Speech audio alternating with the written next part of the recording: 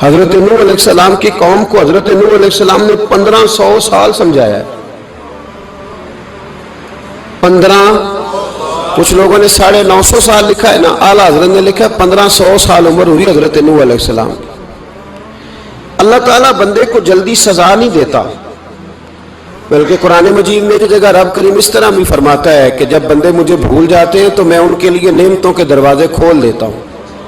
بندہ سمجھتا ہے کہ میں کچھ تو ہے نا کہ میرے اندر کہ میں جدھر جاتا ہوں خیر ہی خیر ہو جاتی ہے. وہ سمجھتا ہے کہ میری عقل ہے، حالانکہ اللہ اسے ڈھیل دیتا ہے. اللہ اسے ڈھیل دیتا ہے.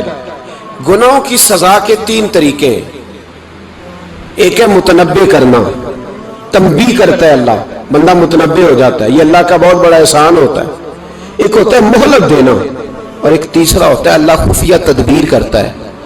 تھوڑا سا سمجھیے گا، انسان پر کوئی آزمائش آئی، فوراً اس کی چھٹی اس نے کہا کہ وہ فلان جگہ غلطی کی تھی تب ایسا ہوا ہے. ہوتا ہے نا کئی دفعہ آواز آتی ہے نا اندر سے، چلیں بول دیں کچھ نہیں ہوتا آپ کو. اللہ جانتا ہے یہاں کوئی کچھ نہیں کہے گا آپ کو، اور ہماری تو ویڈیو بھی نہیں گھومتی، یعنی خبر بھی نہیں ہو کہ کس نے ہاں کر دی کس نے نہ کر دی. آپ بغیر ٹینشن کے بات چیت کریں، آج کچھ نہیں ہوتا ہے انشاءاللہ تعالی. آتی ہے اندر سے آواز. میں آپ سے اس لیے ان چیزوں کی تصدیق کراتا ہوں کہ باقیوں کو بھی آتی ہے کہ نہیں، اس لیے تصدیق. کبھی کوئی کسی جگہ انسان پریشان ہوتا ہے تو محسوس کرتا ہے کہ وہاں مجھ سے ہوتا ہے نا جی، جس کو یہ نصیب ہو جائے بڑا خوش نصیب آدمی ہے. حضرت مولا علی فرماتے ہیں اگر تجھے دنیا میں سزا مل گئی تو بچ گیا ہے، سمجھ پھر اللہ کرم کرے گا، آخرت میں سزا نہیں دے گا. اور یہ یاد رکھ لے، وما اصابکم من مصیبت فبما کسبت ایدیکم ویعفو عن کثیر. اللہ فرماتا ہے دنیا میں تجھے جو بھی تکلیف پہنچتی ہے وہ تیرے ہاتھوں کے کرتوتوں کی وجہ سے پہنچتی. ویعفو عن کثیر، فرمایا کثیر گناہ تو میں ویسے ہی معاف کر دیتا ہوں. یہ جو تیری زندگی میں دکھ ہے نا، یہ بھی میری قلیل سزائیں ہیں. یہ کثیر پر سزا، یہ قلیل ہے قلیل. یہ جو تمہاری زندگی میں تکلیفیں، انسان کو سزا ملتی.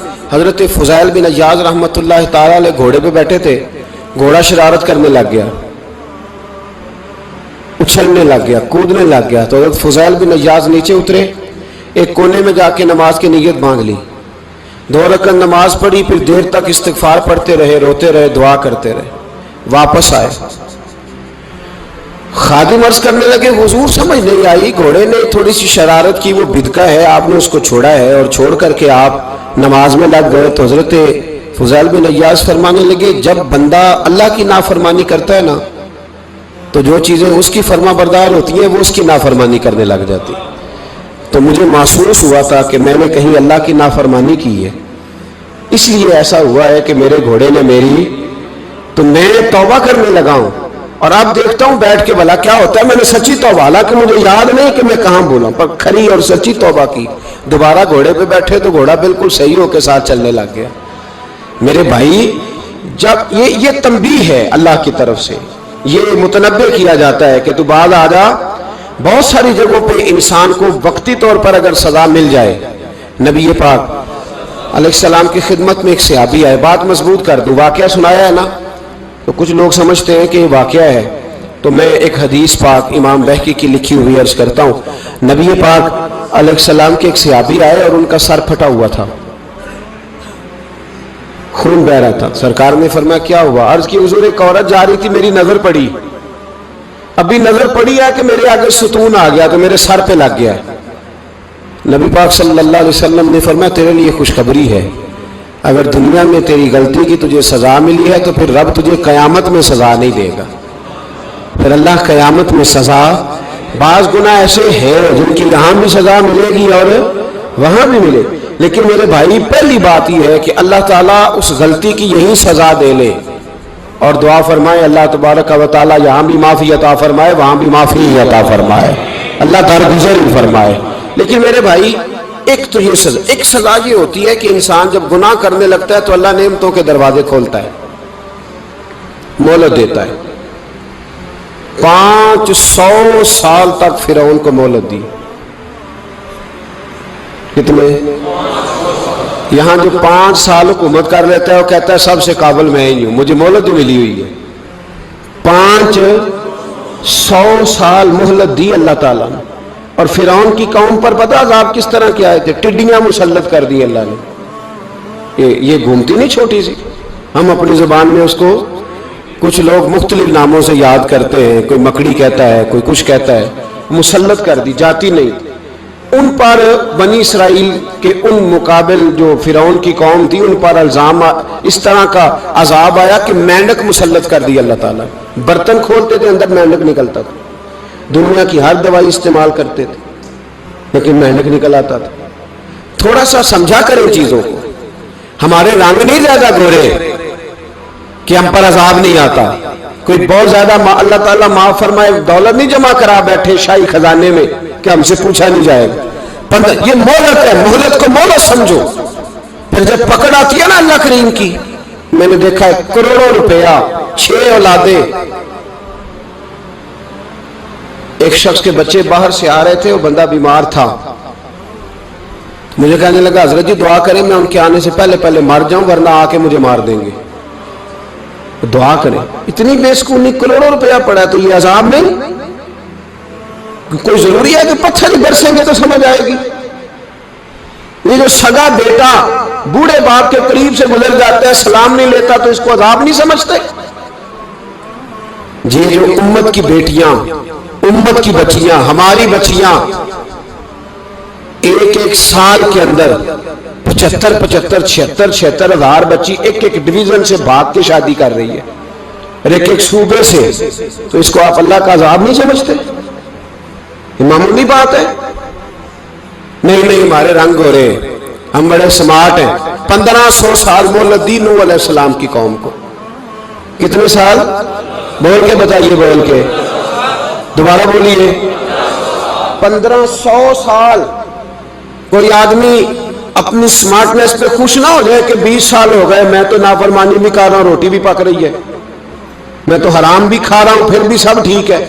1500 سال مہلت دی۔ پھر حضرت نوح کہنے لگے اللہ میں نے تو بڑا سمجھایا نہیں باز آتے، تو رب کریم نے فرمایا کشتی بناؤ۔ اللہ کے پیغمبر کشتی بنانے لگے تو قوم مذاق اڑانے لگ گئی۔ اب کیا کرنے لگے ہو؟ اب کشتی بنانے لگے ہو، خیر تو ہے، قوم مذاق اڑا رہی ہے۔ حضرت نوح علیہ السلام کا آپ نے کشتی بنائی، پانی کہاں سے نکلا؟ نہ بارشیں ہوئی نہ سیلاب آئے، ایک تندور تھا اس کے اندر سے پانی نکلنا شروع ہو گیا۔ کبھی تندور سے بھی پانی نکلا ہے، اور جب نکالنے والا چاہتا ہے تو وہاں سے بھی ایک تندور سے پانی نکلا، اتنا نکلا اتنا نکلا اتنا نکلا کہ قوم ساری ڈوب گئی۔ قرآن مجید کے صفحات شہادت دیں گے کہ حضرت نوح کی قوم کا بچہ بہ گیا، بچے صرف وہ تھے جو حضرت نوح کے ساتھ ہو گئے، تباہ ہو گئی۔ اللہ بے نیاز ہے، بے نیاز۔ 1500 سال مہلت ملے اور تو پھر بھی کہے رب بڑا کریم ہے معاف کر دے گا۔ 1500 سال تجھے گنجائش دے اور تو کہے کوئی نہیں بات معافی ملنی چاہیے ابھی بھی۔ میرے بھائی حضرت صالح علیہ السلام کی قوم، حضرت صالح نے تبلیغ شروع کی تو کہنے لگے پہلے معجزہ دکھاؤ۔ جی آج تو نہیں لوگ معجزے مانگتے، آج بھی لوگ کرامتے اور معجزے، اللہ معاف کرے جو چیزیں معجزہ تو ہو نہیں نہ سکتا، لیکن آج بھی لوگ، آپ یقین کریں، کہتے ہیں یہ بڑی نمازیں پڑھتا ہے تو پھر بخشا کیوں نہیں گیا، پھر کیوں نہیں منو سلوا کیوں نہیں اترا اس پر، پھر میں بھی اسی طرح ہی ہوں، کیا اس کے اندر خوبی آ گئی؟ مولوی بھی ویسے ہی ہے، صوفی بھی ویسے ہی ہے، لوگ مانگ نہیں رہے، لوگ دلیلیں مانگ نہیں رہے، ابھی بھی لوگ بحث نہیں کرتے، کیا فرق آ گیا جی ویسے ہی ہیں سارے۔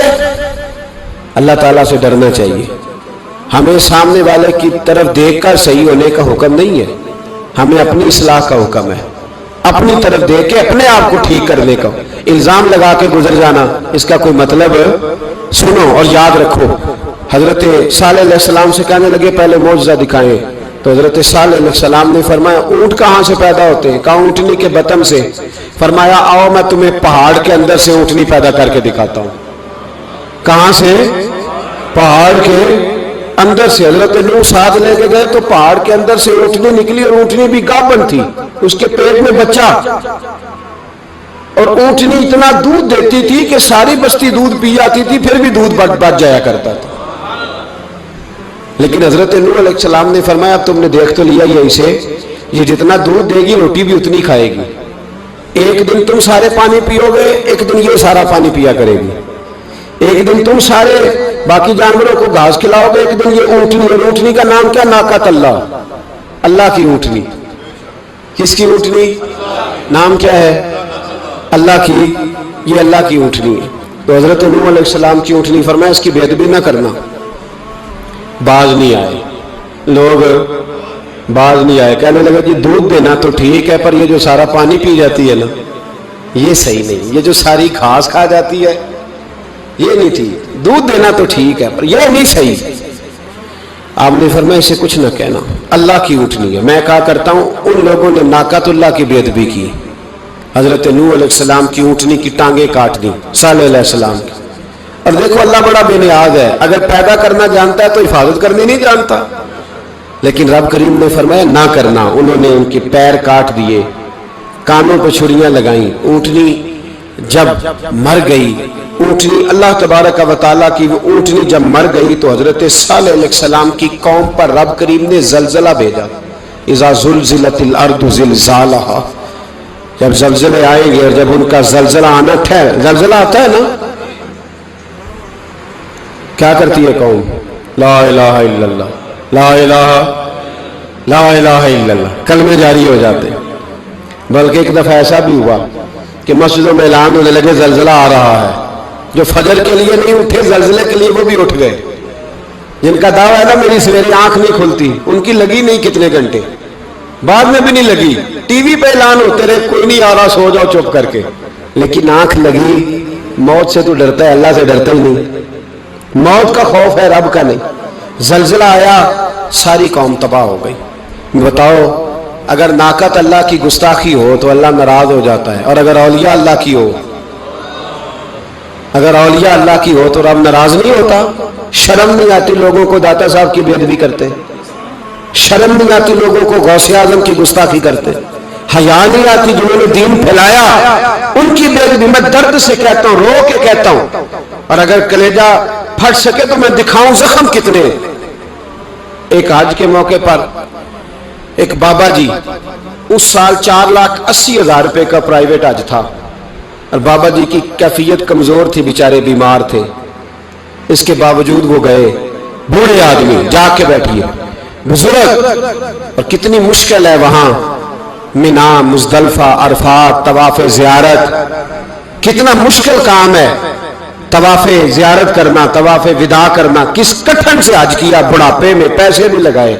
और जब वो रोज़ा रसूल पे गए सल्लल्लाहु, और उन्होंने जाके नबी पाक सल्लल्लाहु अलैहि वसल्लम के रोजे की तरफ मुंह करके दुरूद शरीफ पढ़ा तो एक मुल्ला ने उठ के कह दिया तू तो मुशरिक है। तो मेरी रूह कांपी, मैंने कहा तुझे शर्म नहीं आई, हया नहीं आई? इसकी उम्र देख, किस बुढ़ापे में कहां से चला, कहां आया। ये मुशरिक होता तो किसी मंदिर में जाता, ये मुशरिक होता तो किसी गिरजे में जाता। ये मुशरिक नहीं, ये मोमिन है। और ये वो वाला मोमिन है जिसके सीने में दिल जब धड़कता है तो खाली धड़कता नहीं, साथ में मोहम्मद अरबी पे दुरूद सलाम भी पढ़ता है। शर्म नहीं आती लोगों को, इतनी बड़ी गुस्ताखी करते। जो रोज़े रसूल पे आया मुशरिक है। मैंने जो मौलवी को साफ साफ कहा था, मैंने कहा अगर मैं मुशरिक हूं तो निकालो, मुशरिक का दाखिला तो यहां वैसे ही मना है। शर्म नहीं आती, अपनी जुबान का एक पास करो कुछ। इतना जुल्म, इतनी बड़ी फिरका वारियत उम्मत में, इतना उम्मत को तकसीम करते हो, तुम्हें शर्म नहीं आती। जहां से इत्तेहाद का पैगाम देना चाहिए वहां से तुम लोगों को फिरके का पैगाम देते हो, एक मखसूस फिरके की तबलीग करते हो। खुदारा, तो मैं कह रहा हूं नाकत अल्लाह की बेअदबी पे अजाब आता है, तो औलिया अल्लाह की बेअदबी में नहीं आता। दाता साहब सारी जिंदगी तबलीग करते रहे, एक आदमी ने उठ के कह दिया जनाब वो तो शिरक का अड्डा है, तो रब करीम नाराज नहीं होता इन बातों से। हमें ख्याल करना चाहिए, अल्लाह से डरना चाहिए।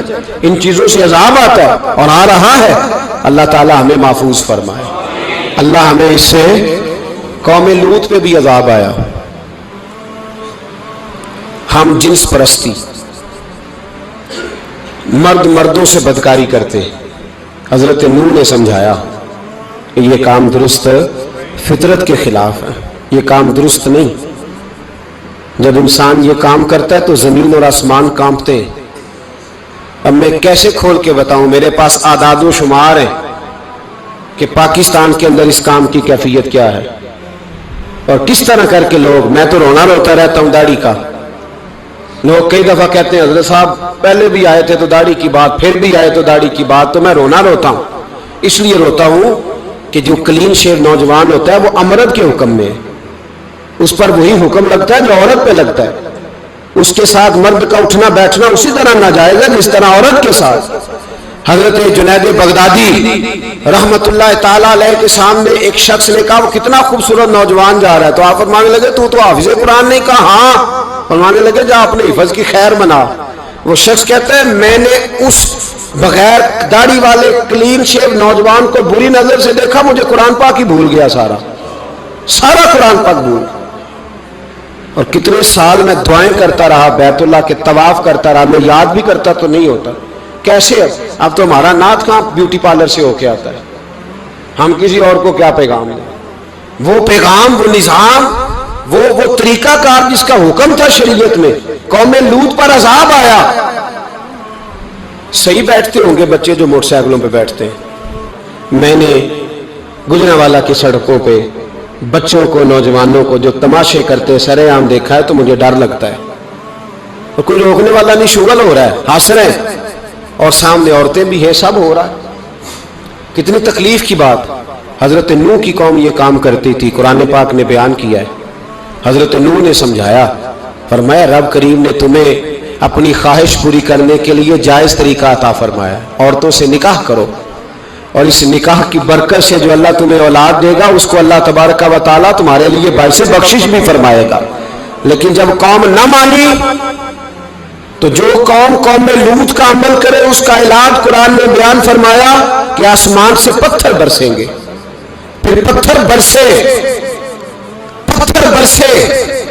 اور جن کے بڑے بڑے اچھے دماغ تھے ان کے دماغ چکنا چور کر دیے گئے, تباہ کر دیے گئے, ان کے دماغ زمین پر بچھاڑ دیا گیا. اللہ مہلت دیتا ہے, لیکن اس کا مطلب یہ نہیں کہ انسان توبہ نہ کرے. حضرت شعیب علیہ السلام کی قوم پر بھی عذاب آیا, اس لیے کہ بددیانتی کرتی تھی, ناپ تول میں کمی کرتی تھی. میں نے کہا تھا شب قدر کی رات کہ یہ کوئی تماشا ہے کہ شب رات آئی تو ساری رات روتے رہے, یا اللہ معاف کر دے, یا اللہ معاف کر دے, رو رو کے چیخے مار مار روئے.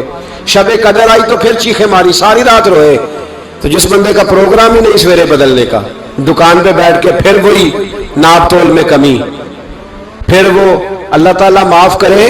میں ایک مضمون پڑھ رہا تھا تو وہ فوڈ کے اسپیشل لوگ تم نے لکھا تھا مہربانی کرو ملاوٹ ہی اچھی چیز کی کر لو, مرچ میں کیری تو نہ ملاؤ اینٹوں کی, وہ تو بیمار کرتی ہے, وہ تو خون کی آنتوں کو روک دیتی ہے.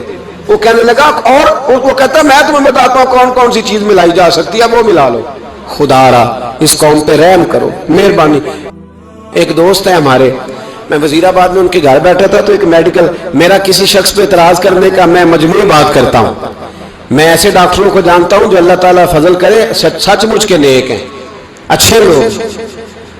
تو بچے کا میڈیکل سٹور ہے, تو والد بیمار ہو گیا, تو کہتا ہے ابا جی ڈاکٹر صاحب نے کہا آپ کو ڈرپ لگنی ہے. تو سگے باپ کو ڈرپ لگانے لگا تو باپ کیا کہتا ہے پتر تیری مہربانی مینوں کوئی اصلی لائی, وہ نہ لائیں جی لوگوں کو لانا ہے.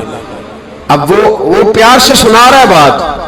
میں نے اسے کہا کہ یہ تو ڈوب مرنے کا مقام ہے نا, ڈوب مرنے کا مقام, کہ جس ملک کے اندر دوائی بھی صحیح نہ بکے, اصلی نہ ملے دوائی بھی, اور پھر وہ قوم کہے کہ ہم نے تو پورے روزے رکھے, ہم نے تو بڑا صدقہ اور خیرات کیا, دوائی بھی اثر نہ ملے. جناب شعیب علیہ السلام کی قوم ناپ تول میں کمی کرتی تھی, تو اللہ تبارک و تعالیٰ نے ان پر بتا عذاب کس طرح کا بھیجا. شدید گرمی ہوئی, اللہ ہمیں محفوظ فرمائے. سارے آمین کہہ دیا. دیکھیں کتنا اچھا موسم کر دیا رب کریم, اللہ ہمیں محفوظ فرمائے, اللہ رحمت فرمائے. شدید گرمی کی لہر آئی, باہر اتنی گرمی ہوئی کہ لوگ اپنے گھروں میں گھس گئے. جس طرح سورج کی شعاعیں گھروں کے اندر داخل ہو جاتی, اس طرح گرمی کی لہر اندر داخل ہوئی. اور جس طرح کسی کو آگ لگ جائے تو وہ آدمی اچھلتا کودتا ہے نا، اس طرح یہ لوگ اچھلنے لگے اور اچھل کود کے مر گئے۔ جرم کیا تھا؟ ناپ تول میں کمی کرتے۔ حضرت داؤد کی قوم بھی تباہ ہوئی۔ جرم کیا تھا؟ ہفتے والے دن مچھلیاں نہیں پکڑنی تو یہ پکڑتے تھے۔ حکم ہے نا مسلمان کو نماز کے ٹائم کوئی اور کام نہیں کرنا، نماز پڑھنی ہے۔ میرا خیال ہے مسلمان تو فٹافٹ آ جاتے ہیں، سارے ہی پہنچ جاتے ہیں نا مسجدوں میں۔ ہلکا ہلکا بول رہے ہیں آپ، کیوں نہیں پہنچتے؟ اگر حضرت سیدنا، اور پتہ انہیں سزا کیا ملی؟ اللہ نے فرمایا اس ٹائم عبادت کرنے میں کام نہیں کرنا، وقت نہیں ہے کام کا۔ انہوں نے مچھلیاں پکڑی، 12,000 لوگ تھے۔ پتہ ہے مالک نے سزا کیا دی؟ بندر بنا دیا اللہ کریم۔ قرآن مجید کا پہلا سپارہ پڑھے، فَجَعَلْنَاهَا نَكَالًا لِمَا بَيْنَ يَدَيْهَا وَمَا خَلْفَهَا۔ اللہ فرماتے ہیں پچھلوں کے لیے بھی عبرت بنا دیا، بعد والوں کے لیے بھی عبرت، نشان عبرت بنا دیا۔ بندر بن گئے، اور جو ان کے دوست جو بچ گئے تھے ان کے پیر چومتے تھے، روتے تھے۔ 3 دن بندر بن کے زندہ رہے۔